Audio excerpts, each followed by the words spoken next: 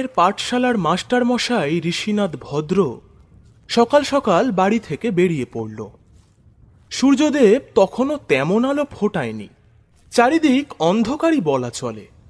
সপ্তাহের এই দিনটায় সে পাশের গাঁয়ের হাটে যায়। পৌঁছতে বেশ খানিকটা সময় লাগে। দেরি করে বেরোলে বাড়ি ফিরে পাঠশালায় যেতেও দেরি হয়ে যায়, তাই হাট বসতে বসতেই বাজার করে তাড়াতাড়ি ফিরে আসেন। এই একই জিনিস চলছে প্রায় 2 বছর। আগে এ গাঁয়েও হাট বসত, কিন্তু হাটের মাঝে একটা খুন হওয়ার পর থেকে আর হাট বসে না। গাঁয়ের চাষিরা পাশের গাঁয়েই আনাজ বেচতে যায়, সেখানে জায়গাটাও বেশি, বেশ বড় হাট বসে। বাছাই করে বেশ ভালো করে বাজার করা যায়। ঋষিনাথের বয়স 60 ছুঁই ছুঁই, বিবাহ করেনি। একসময় তার মনে বিশ্বাস জেগেছিল, বিবাহ করে যদি একবার সংসার করতে শুরু করে তবে আর সে জট ছাড়ানো সম্ভব নাও হতে পারে। তার চেয়ে সে পুরো জীবনটায় স্বাধীনভাবে বাঁচতে চায়। জ্ঞানের প্রতি পিপাসা অনেক আগে থেকে ছিল তার, সেটাই তার জীবনের প্রধান উদ্দেশ্য হয়ে দাঁড়ায়। নানান বিষয়ে পাণ্ডিত্য লাভ করতে করতে যে কোথা দিয়ে বয়স বেড়ে চলল তার কোনো খেয়ালই নেই। একসময় সে ঠিক করল এইবার জ্ঞান দানের সময়ও এসে গেছে। তখনই গাঁয়ের ওই পাঠশালা তৈরি করে সে। আর 5টি গ্রাম্য পাঠশালার সাথে এটির বেশ ফারাক আছে। পাঠশালা বললেও 2-3 গাঁ মিলিয়ে প্রায় 70-80 জন ছাত্রছাত্রী জুটত। এটা তেমন সময়ের কথা যখন বাড়ির মেয়েদের লেখাপড়া শেখানো হতো না, কিন্তু ঋষিনাথ বাড়ি বাড়ি গিয়ে তার পাণ্ডিত্যের জোরে এমন সুকৌশলে বাপ মায়েদের বোঝাতো, তাতে তারা বাড়ির মেয়েদের পাঠশালায় পাঠাতে সম্মতি দিত। অনেক লক্ষ জন্ম পার করে মানুষ জন্ম পেয়েছ যখন, তখন আর অজ্ঞানী হয়ে থেকো না হে। এই কথাটা তার মুখে বারবার শোনা যেত। রামায়ণ মহাভারত থেকে শুরু করে গণিত, ভূগোল, সংস্কৃত কোনো কিছুই আর বাদ নেই যে সে পাঠশালায় পড়ায় না। এত রকম বিষয়ে জানতে পারে বলে ছাত্রছাত্রীরাও শিখতে আগ্রহ পায়। ঋষিনাথের পড়ানোর ধরনটাও বেশ সুন্দর। মৃদু গাম্ভীর্যের সাথে গল্পের ছলে পড়ান বলে আকৃষ্ট হয় শিশুরা, কিন্তু কিছু ছাত্র ভারী বখাটে গোছের হয়। ওই আর কি, যতই হোক আসলে তো ছেলে মানুষ। পাঠশালায় ইচ্ছে করে করে গোলমাল বাঁধায়। তাতে কখনো কখনো ঋষিনাথ 2-1 ঘা বেতের বাড়ি তাদের হাতে বসায়ও। শিক্ষক হিসেবে অল্প আদ্রু শাস্তি দিতেই হয়, নয়তো গ্রাহ্য করবে না তারা। কিন্তু তাদের সকলকে সে বড় ভালোবাসে। ওদের ভালোর জন্য এইটুকু শাসন তাকে করতেই হবে। সদর দরজা থেকে বেরিয়ে কয়েক পা এগোতেই ঋষিনাথের পায়ের তলায় কি একটা ফুটল। ব্যথায় কুঁকিয়ে উঠল সে। আস্তে আস্তে পা উঠাতে দেখল পায়ের তলায় কিছু ফুটে নেই, কিন্তু ইতিমধ্যেই গলগল করে রক্ত বেরোচ্ছে। তারপর চোখ পড়ল মাটির দিকে। সূচালো মতো কি একটা মাটির ভেতর থেকে উঠে আছে। সেদিকে আর ভ্রুক্ষেপ না করে বাড়ির দিকে এগিয়ে চললেন তিনি। পাশের গাঁয়ে হাটের দিকে তার আর যাওয়া হলো না। কিছুটা দূরে একটা ঘন ঝোপের আড়ালে কেউ যে বসে আছে তা এতটুকু টের পায়নি সে। সে বাড়ির ভেতর ঢুকে যেতে ঝোপ ঠেলে এগিয়ে এলো একটা মূর্তি, তার হাতে একটা কাটারি। তাড়াতাড়ি এগিয়ে এসে মাটি খুঁড়তে শুরু করলো সে। খানিকটা খুঁড়ে কি যেন একটা টেনে তুলে নিয়ে উল্টো দিকের পথে মিলিয়ে গেল। তখন সবে সবে পূর্ব আকাশ লাল হয়ে উঠছে।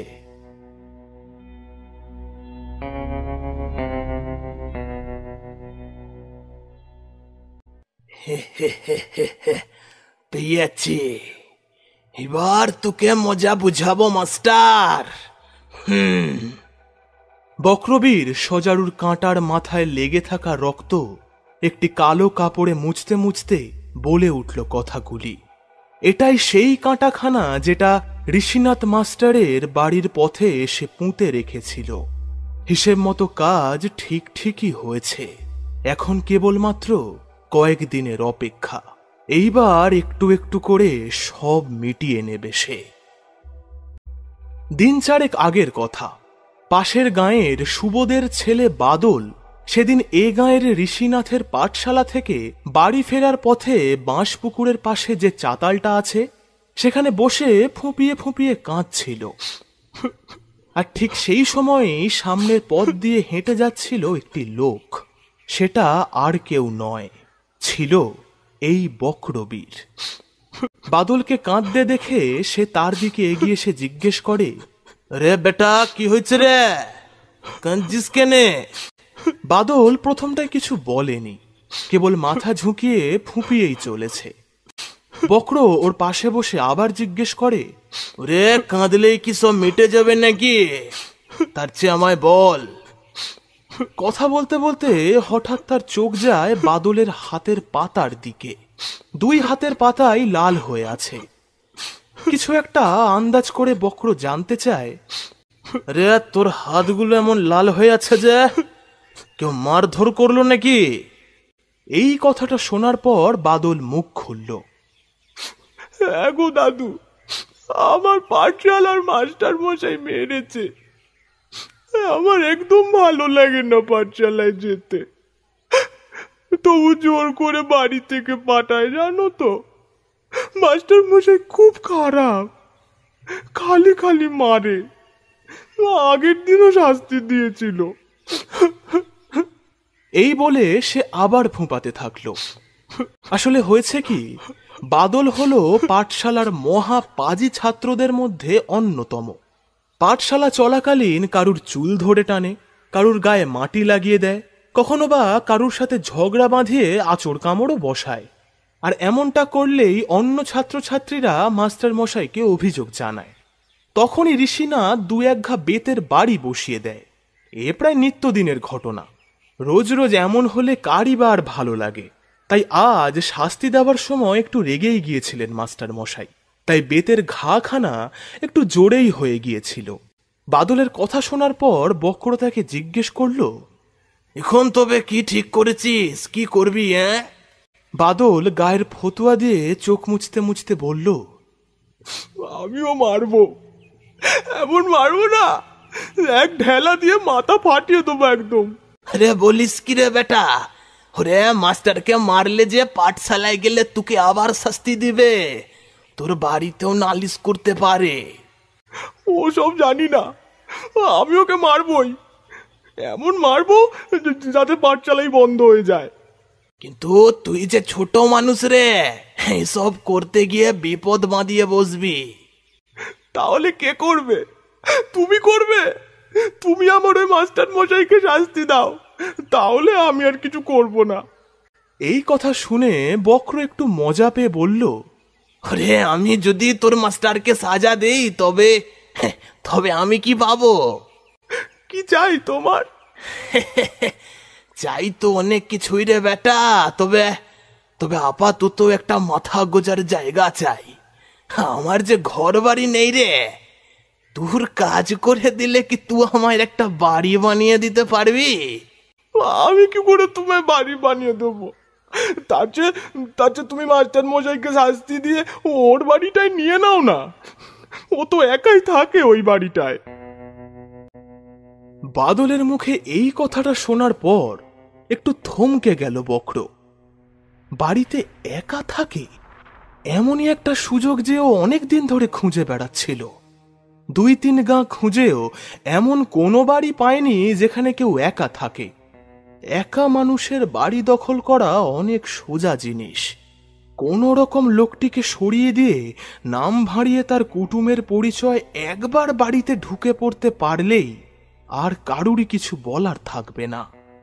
তারপর পুরোটা একাই ভোগ করবে সে। এসব ভাবতে ভাবতেই বাদলকে এসে জিজ্ঞেস করলো, রে আমি মাস্টারকে শায়েস্তা করতে পারি, তবে তার বদলে তোকে আমায় সাহায্য করতে হবে। এখনই জলদি করে আমায় ওই মাস্টারের বাড়িখানা চিনিয়ে দিবি চল। আর শোন, তোর সাথে যে আমার এসব কথা হয়েছে তা কাউরে জানাবি নে, তবে কিন্তু আমি তোর কাজ করে দিব নে। তোরে আবার পাঠশালায় যেতে হবে, কাউরে বলবি নে তো? বাদল মাথা নেড়ে না বলে ওর কথায় সম্মতি জানালো। ঠিক আছে, এবার চল, আমায় বাড়িখানা চিনিয়ে দে। এরপর থেকেই বক্র ঋষিনাথের দিকে নজর রাখতে শুরু করলো। তার বাড়িটা দেখে মনে মনে একটু খুশি হয়েছিল সে। আশেপাশে খুব বেশি ঘরবাড়ি নেই, খানিক নির্জন স্থানই বলা চলে। একদিকে সুবিধাই হলো, লোকজনের যাতায়াত কম থাকলে ধরা পড়ার আশঙ্কাও কম। এর মধ্যে সে একরকম ভাবে জানতে পেরেছে মাস্টার ভোর রাতে পাশের গাঁয়ের হাটে যাবে, আর এই সুযোগটারই সদ্ব্যবহার করল সে। বক্রবীর যে একজন প্রেতসিদ্ধ তা কেউ জানত না, আর তাছাড়া সে দূর গাঁয়ের লোক, এখানে কেউ চেনেও না ওকে। ঋষিনাথের বাড়ির কাছাকাছি একটা ঘন ঝোপের মধ্যে গাছের ডালপালা দিয়ে বাসা বাঁধল সে, যাতে নজর রাখা যায়। এমনভাবেই চলল কয়েকদিন। তারপর একদিন রাতের বেলায় ঋষিনাথের সদর দরজার কিছুটা বাইরেই পথের মধ্যে খানিকটা গর্ত করে একটা সজারুর কাঁটা পুঁতল। কাঁটার সূচালো মাথার দিকটা বাইরে খানিকটা জাগিয়ে রাখল, যাতে পা পড়লেই অনেকটা ফুঁড়ে ঢুকে যেতে পারে, কারণ তার ঋষিনাথের রক্ত চাই। আর কাঁটাখানাও বড় যেমন তেমন ছিল না, প্রেত সিদ্ধ বক্রবীর তাতে মন্ত্র দিয়েছিল। আর পরের দিন ভোরেই সেই কাঁটায় ক্ষত সৃষ্টি হয় ঋষিনাথের। কাঁটার গায়ে তার রক্ত লেগে যায়। ছক মাফিক সব কাজ হয়েছে দেখে বক্র কাঁটাখানা তুলে নিয়ে চলে আসে। এইবার সে শুরু করবে তার আসল খেলা।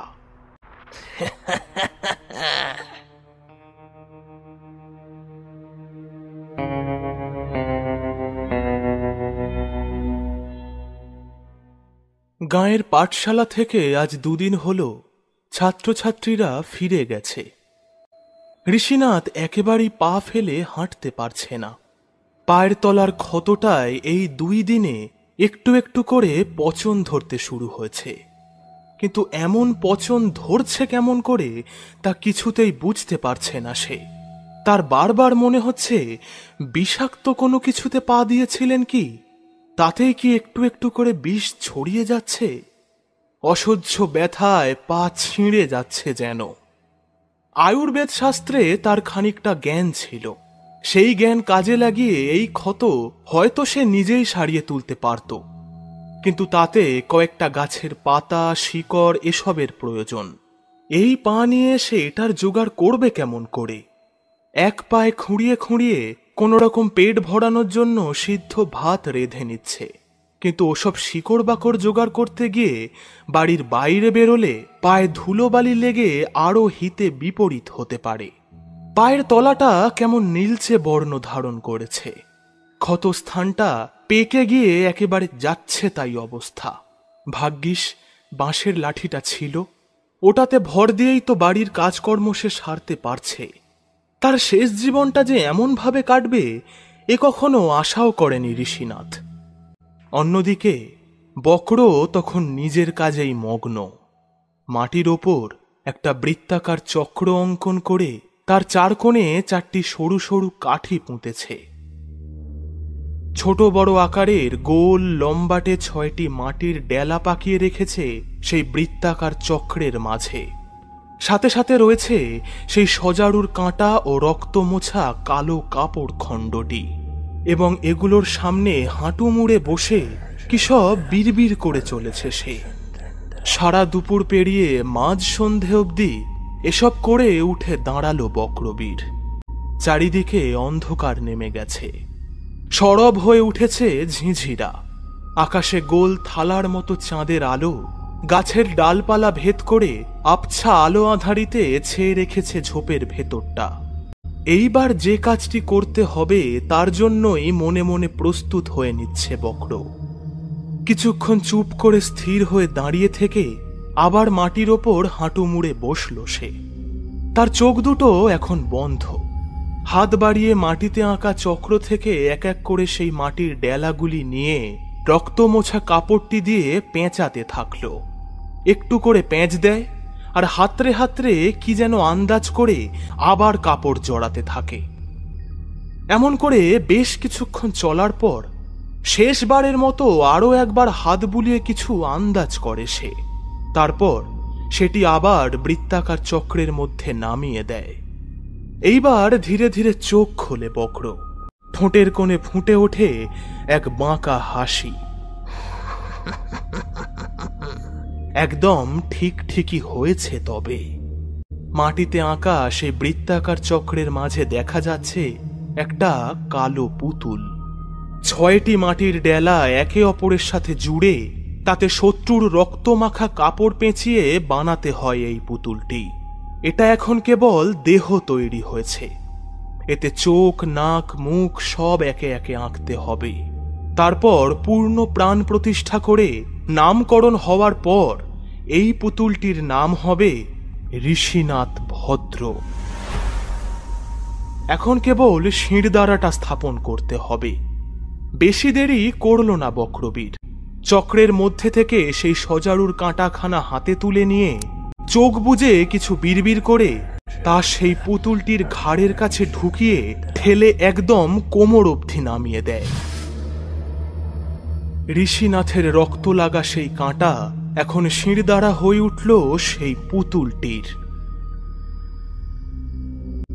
অন্যদিকে ঋষিনাথ তখন শুয়েছিল তার নিজের ঘরে। হঠাৎ যেন তার মনে হলো তার পিঠের ঠিক মধ্যখান দিয়ে একটা লোহার শাবল ঢুকিয়ে দিল কেউ। ব্যথা পায়নি সে, কেবল একটা অতি তীব্র শিরশিরানির অনুভূতি। ধড়মড় করে উঠে বসল সে। সারা শরীর কেমন ঠান্ডা হয়ে গেছে যেন। পেটের মধ্যে থেকে একটা কাঁপুনি উঠছে মনে হলো। অন্ধকার ঘরে একটা অজানা চাপা ভয় অনুভব করছে ঋষিনাথ। কোথা থেকে কত কি যেন তার ঘরের মধ্যে ভরে উঠেছে। চোখে ঠিক ঠাউর হয় না, কিন্তু তা বোঝা যায়। সারা ঘরখানা ভরাট ভয়াবহতায় ডুবে যাচ্ছে ধীরে ধীরে।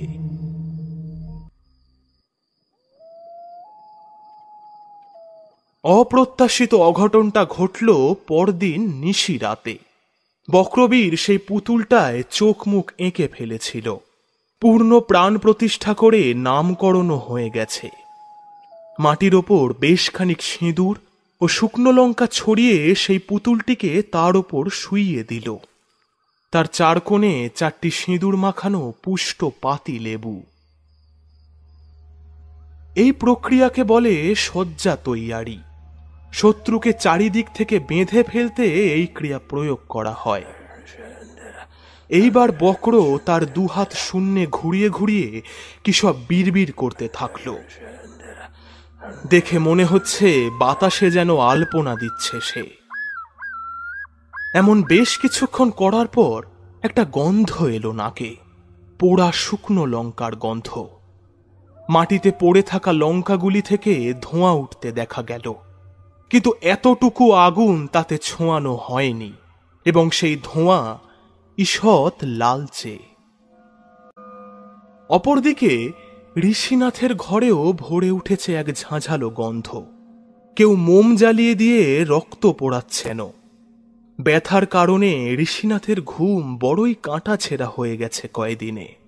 তার নাকে এই গন্ধ যেতেই ঘুমটা ভেঙে গেল এবং উঠে বসতেই একটা দৃশ্য দেখে তার দাঁত কপাটি লেগে যাওয়ার জোগাড় হলো। ভয়ার্ত চোখে সে দেখল বিছানায় তার দুপাশে 2টি দেহ শুয়ে আছে। একদিকে একটি কুকুরের দেহ, অন্যদিকে একটি মানুষ।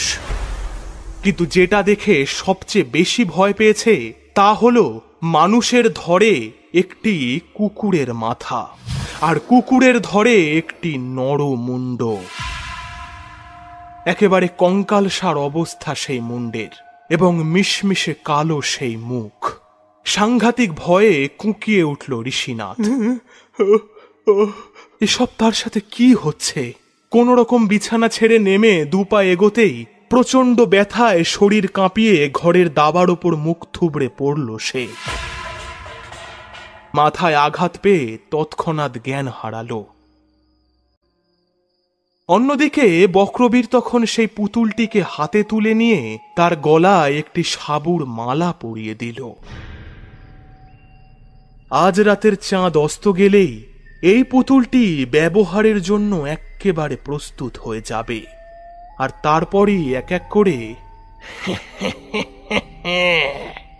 কুটিল হাসিতে ভরে গেল বক্রবীরের মুখমণ্ডল। এইবার আর তাকে কেউ আটকাতে পারবে না।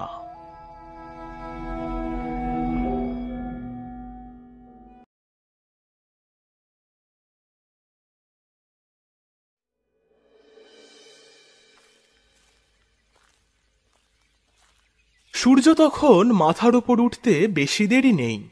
মাটির পথ বেয়ে একজন পথিক কাঁধে একটি কাপড়ের থলে ঝুলিয়ে হেঁটে চলেছে উত্তর বরাবর। রোদের তাপ কিছু কম নয়। আশেপাশে কোনো পুকুর বা গৃহস্থ বাড়িও চোখে পড়ছে না যে গলাটা একটু ভিজিয়ে নেবে। কেমন নির্জন এই জায়গাটা।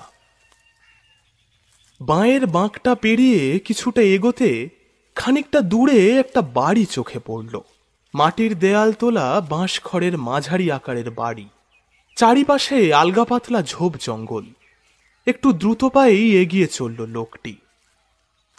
সদর দরজার চৌকাঠ পেরিয়ে সামনে এগোতেই জিনিসটা চোখে পড়ল তার। ঘরের দাওয়ায় কে একটা মুখ থুবড়ে উপুড় হয়ে পড়ে আছে। তাড়াতাড়ি করে এগিয়ে গেল সে।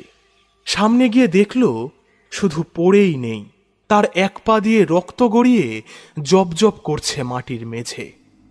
কিন্তু খটকাটা লাগলো রক্তের রং দেখে।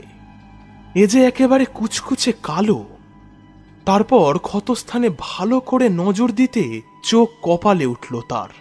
এ যে মোটেই ভালো জিনিস নয়।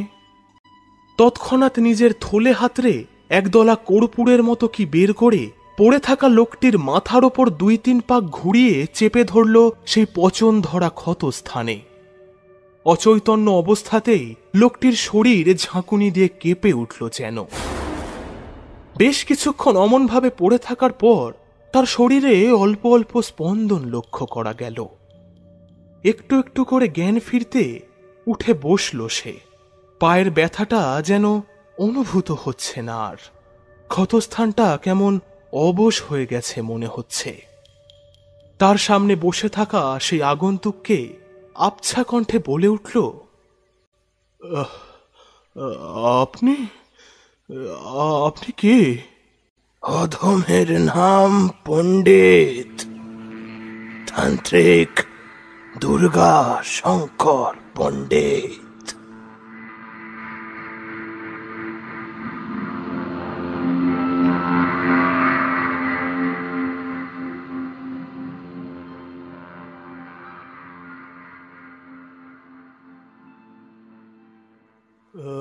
আপনি তো সাধারণ কেউ নন দেখছি। আমার পায়ের ক্ষতটা অনেকটাই শুকিয়ে এসেছে। ব্যথার একেবারে নেই বললেই চলে। কি করে এমনটা করলেন আপনি? সেসব কথা এখন থাক, আগে বলুন তো এসব কতদিন আগে ঘটেছে? তা হলো এই ধরুন 2-4 দিন। কিন্তু এতটুকু সময়ের মধ্যে যে পাখানার এই দশা হবে তা বুঝতে পারিনি। আমার মনে হয় বিষাক্ত কিছু মারিয়ে ফেলেছিলাম।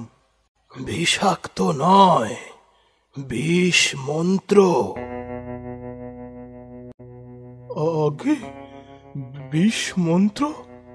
ঠিক বুঝলাম না। সবই বুঝিয়ে বলবো, কিন্তু এখন একটু ভেবে বলুন তো, এ গাঁয়ে আপনার কি কোনো শত্রু আছে? শত্রু? না, তেমন তো কেউ নেই। আমি একা মানুষ। পুঁথি, পাঠশালা এসব নিয়েই নিজের মতো থাকি। জ্ঞাতি গোষ্ঠীরও কেউ নেই। কিন্তু জানিয়ে রাখি, আপনার পেছনে শত্রু লেগেছে, তা বেশ ভালোভাবেই টের পাচ্ছি আমি। এই কয়দিনে আপনার সাথে অস্বাভাবিক কিছু ঘটেছে কি? কিংবা অলৌকিক কিছু? মনে করে বলুন তো। এইবার ঋষিনাথ গতরাত এবং সেদিন সন্ধ্যের বিষয়টা যতটুকু পারল বুঝিয়ে বলল। শুনতে শুনতে দুর্গাশঙ্করের কপালের শিরা ক্রমশ প্রকট হতে থাকল। তারপর সে ঋষিনাথকে বলল, আপনার ফতুয়াটা খুলে একবার পিঠখানা দেখান দেখি। ঋষিনাথ তেমনটা করতেই দুর্গাশঙ্কর দেখল ঘাড়ের কাছ থেকে একটা সোজা মিশমিশে কালো সরল রেখা পিঠের ঠিক মধ্যখান বরাবর কোমর অবধি নেমে গেছে। আর এইটা নিয়েই চিন্তিত ছিল সে। শিরদাঁড়া স্থাপনও করা হয়ে গেছে তাহলে। কোন অজ্ঞাত শয়তান এসব করছে? খুব তাড়াতাড়ি আরো বড় কিছু একটা অঘটন ঘটতে চলেছে।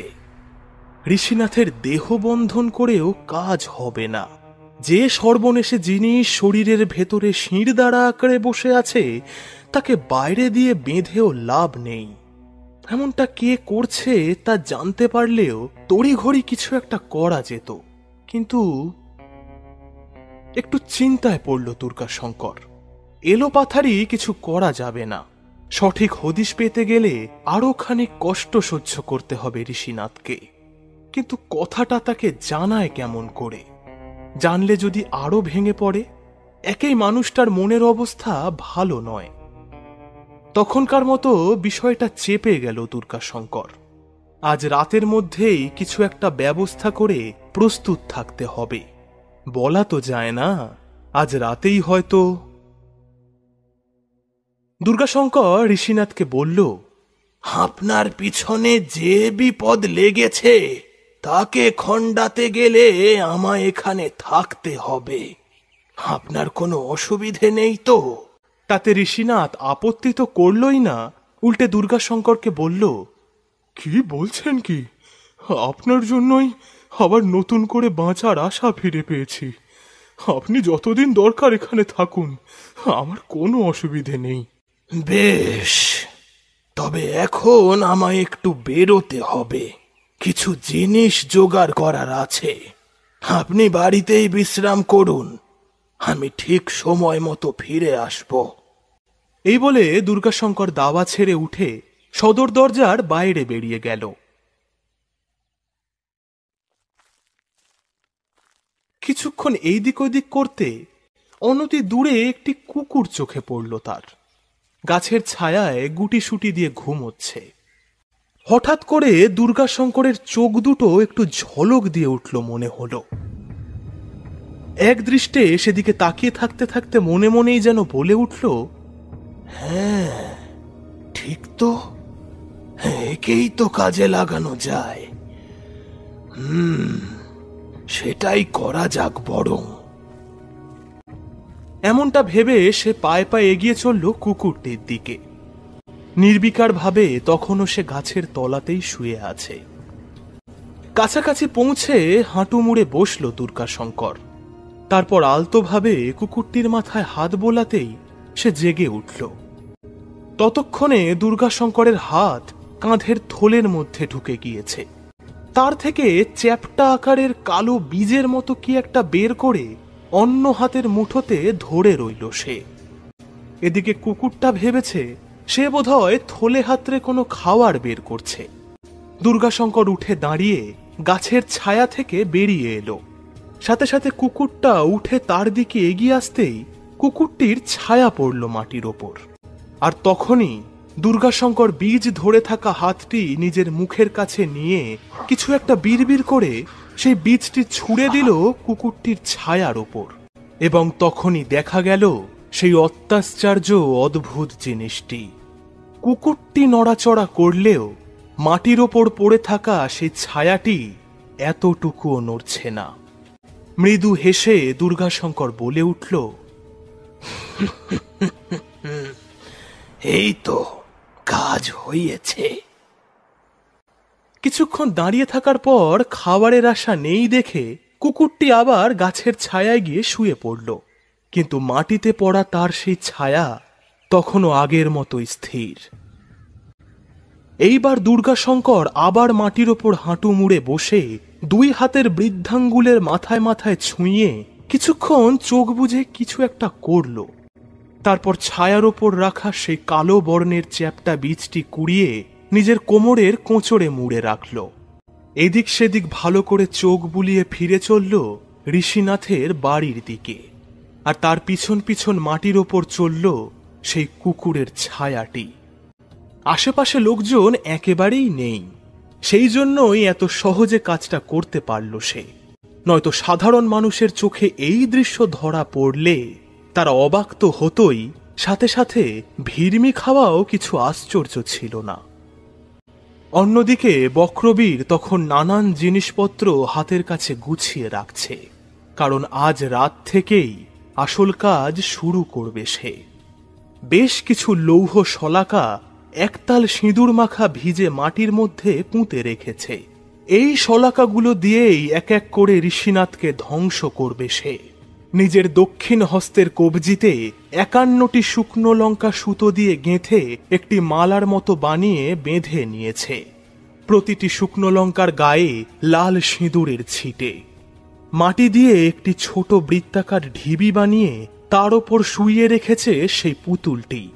ঢিবির চার কোণে পোঁতা রয়েছে 4টি সরু সরু কঞ্চি, আর কঞ্চির মাথায় একটি করে সিঁদুর মাখা পাতি লেবু। তার থেকে রস গড়িয়ে কঞ্চি বেয়ে নেমে আসছে মাটির দিকে। কিছুক্ষণ বাদে দুর্গাশঙ্কর যখন ঋষিনাথের বাড়িতে ফিরে এলো, ততক্ষণে ঋষিনাথ উনুন জ্বালিয়ে সিদ্ধ ভাত চাপিয়ে দিয়েছে। দুর্গাশঙ্কর কিন্তু একদম সোজাসুজি বাড়ি ঢুকল না। বাড়ির একদম গায়ে যেখানে ঝোপঝাড় আছে সেই দিকে এগিয়ে একটু ফাঁকা মতো জায়গায় এসে দাঁড়ালো। তার সাথে সাথে সেই কুকুরের ছায়াটিও স্থির হল। গনগনে রোদে স্পষ্ট দেখা যাচ্ছে ছায়াটি। এইবার দুর্গাশঙ্কর কোঁচর থেকে সেই কালো বীজটি বের করে আবার সেই ছায়ার ওপর চাপিয়ে দিল। ছায়ার নড়নচড়ন সেখানেই থেমে রইল। আরো একবার এদিক ওদিক চোখ বুলিয়ে দুর্গাশঙ্কর ঝোপ ছেড়ে বেরিয়ে এসে ঢুকে গেল ঋষিনাথের বাড়ির মধ্যে। এখন কেবল রাত হবার অপেক্ষা।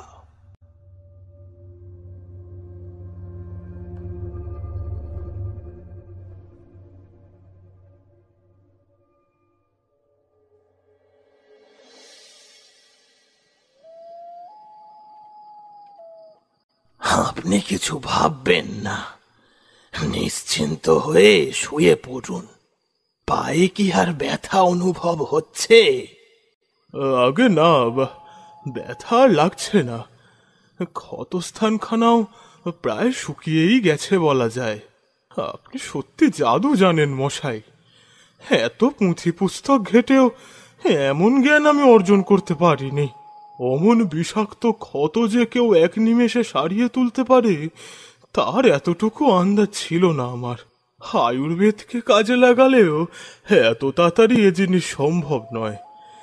আপনাকে যে কি বলে ধন্যবাদ দেব।